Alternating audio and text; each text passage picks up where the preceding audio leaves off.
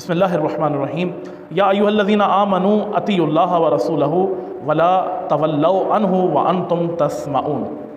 یہ آیا اپنے مطلب کے لحاظ سے بہت اہمیت رکھتی ہے۔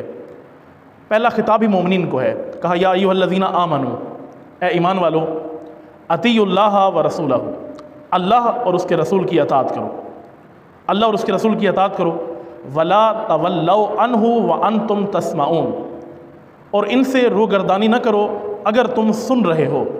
تو جو ہے یہ نہیں ہے، اگر تم سنتے ہو تو ان سے روگردانی نہ کرو۔ اس لحاظ سے دیکھا جائے تو اطاعت رسول اللہ اور اطاعت خداوندی انسان پر واجب ہے۔ کہا اے ایمان والو، اللہ اور اس کے رسول کی اطاعت کرو، یعنی اطاعت رسول اللہ ہر حال میں واجب ہے۔ بعض مقامات پر تاریخی روایات موجود ہیں کہ حضور نے ایک صحابی کو طلب کیا، بلایا، اور وہ فوراً نہیں آئے، کچھ دیر بعد آئے۔ جب کچھ دیر بعد حضور کی خدمت میں حاضر ہوئے تو حضور نے سوال پوچھا کہ میں نے تمہیں بلایا تھا تو تم نے آنے میں دیر کیوں کی ہے؟ تو اس صحابی رسول نے عذر خواہی کی کہ یا رسول اللہ، مجھے فلاں کام پڑ گیا تھا، میں آپ کی طرف ہی آ رہا تھا لیکن راستے میں کام پڑ گیا، اس کی وجہ سے دیر ہو گئی۔ تو اس وقت حضور نے فرمایا کہ جب اللہ اور اس کا رسول تمہیں بلائے تو فوراً رسول کی بات پر حکم مانتے ہوئے حضور کی طرف آؤ، اگرچہ تم نماز ہی کیوں نہیں پڑھ رہے۔ اگر حالت نماز میں ہو اور حضور نے تمہیں پکارا ہے، آواز دی ہے، واجب ہے کہ نماز چھوڑ کر حضور کی بات سننی ہے، نماز کو چھوڑنا ہے۔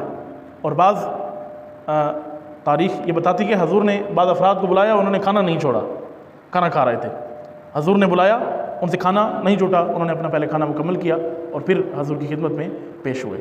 تو قرآن یہ کہتا ہے، انسان کو ہدایت کرتا ہے کہ یہ ظاہر ہے ان لوگوں کے لیے یہ آیت اس معنی میں ہم لیں گے جو حضور کے زمانے میں تھے، جنہوں نے رسول اکرم کی زیارت کی تھی۔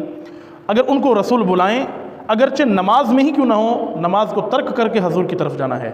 کیوں؟ کیونکہ اللہ نے فرمایا اطیعوا اللہ ورسولہ، اللہ اور اس کے رسول کی اطاعت کرو۔